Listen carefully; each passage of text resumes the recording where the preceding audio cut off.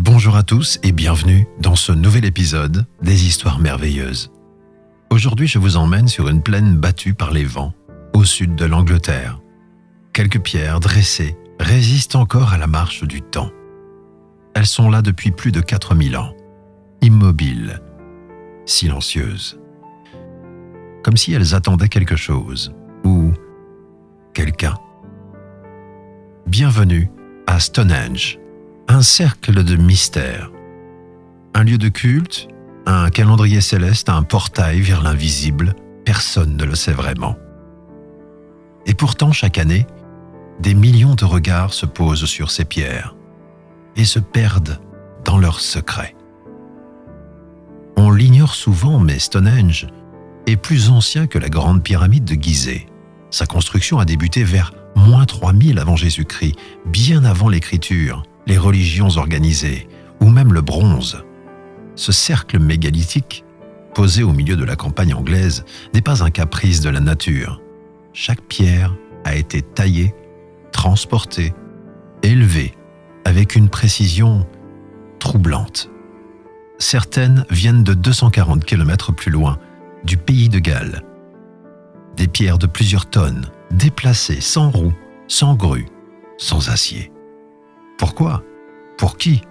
Et surtout, comment ? Les archéologues eux-mêmes admettent leurs incertitudes.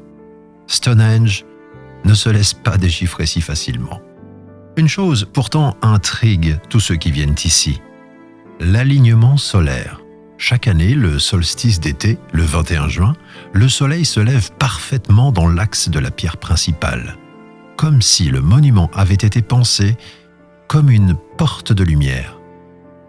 Des chercheurs pensent qu'il s'agit d'un calendrier astronomique primitif, un observatoire sacré pour suivre les saisons, les astres, peut-être même les éclipses.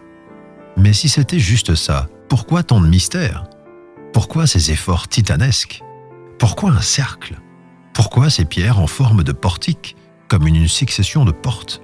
Et des portes vers quoi ? D'autres théories parlent de rituels funéraires. Des fouilles ont révélé des ossements, des traces de crémation datant de la même époque. Stonehenge aurait pu être un sanctuaire des morts, un endroit où les vivants venaient honorer les âmes, ou peut-être communiquer avec l'au-delà. Certains chercheurs parlent même d'un chemin initiatique, reliant Stonehenge à d'autres sites voisins comme Durrington Walls ou Avebury, en suivant les rivières, les levées de soleil, les axes de l'univers. Et si ces pierres avaient été le théâtre sacré où l'on rejouait les grands récits de la vie, de la mort, de la renaissance, un lieu où les anciens venaient questionner les dieux, ou peut-être se questionner eux-mêmes. Mystère. En tout cas, les plus sensibles le disent. On ressent quelque chose en se tenant au centre du cercle. Un vertige, un apaisement, un silence intérieur. Certains parlent d'ondes d'énergie tellurique, de croisements cosmiques d'un point d'équilibre entre la Terre et le ciel.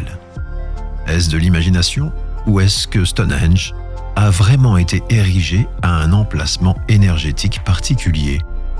Les druides modernes, les néo-païens, les rêveurs, les scientifiques, tous viennent ici. Et tous repartent avec plus de questions que de réponses. Mais revenons un instant sur la technique. Chaque pierre pèse entre 4 et 40 tonnes. Certaines sont encastrées avec une précision étonnante, à la manière d'un puzzle de pierre. Les trous, les tenons, les encoches montrent une connaissance de la géométrie et de la structure bien supérieure à ce que l'on croyait possible à cette époque-là. Les bâtisseurs ne savaient peut-être pas écrire, mais ils savaient bâtir avec le ciel. Aujourd'hui, Stonehenge continue de hanter notre imaginaire. On l'a vu dans des films comme 2001, l'Odyssée de l'espace, Thor, Doctor Who. On y entend parfois de la musique celtique, du rock psychédélique, des silences absolus. Cet endroit est bouleversant. Stonehenge est devenu le symbole de ce que l'on ne comprend pas, mais que l'on sent comme important. Une énigme debout. Le souvenir d'un monde oublié.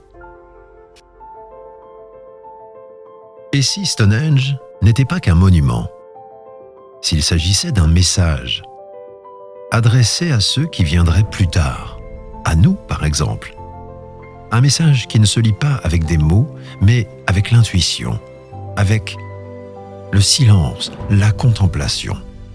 Et si finalement Stonehenge était là pour nous ralentir, nous forcer à poser nos téléphones, nos certitudes, notre vitesse, et simplement observer le vent, le soleil, le passage du temps. Stonehenge ne livre pas ses secrets aussi facilement. Il nous tend une question, nous interroge. Peut-être que le vrai mystère, ce n'est pas lui, c'est peut-être nous. Notre besoin de comprendre, notre peur du vide, notre fascination pour l'invisible. Au milieu de cette plaine anglaise, les pierres nous rappellent que tout ce qui compte ne se voit pas toujours. Que certains lieux ne sont pas faits pour être expliqués, mais juste ressentis. Et vous, maintenant que vous avez voyagé jusqu'ici avec moi, que ressentez-vous ?